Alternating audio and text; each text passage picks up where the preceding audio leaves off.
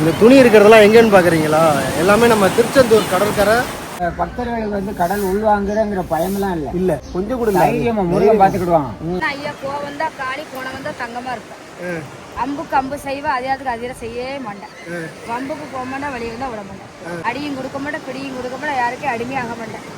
கடல் ஆழத்தை கூட கண்டுபிடிச்சலாம், உன்னோட உலகத்தை கண்டுபிடிக்க ரொம்ப கஷ்டம். சிவன் துணை இருக்கு உனக்கு. ஆனா நீங்க அடுத்தவங்களுக்கு நல்லது செய்யுங்க. காலத்தாரம்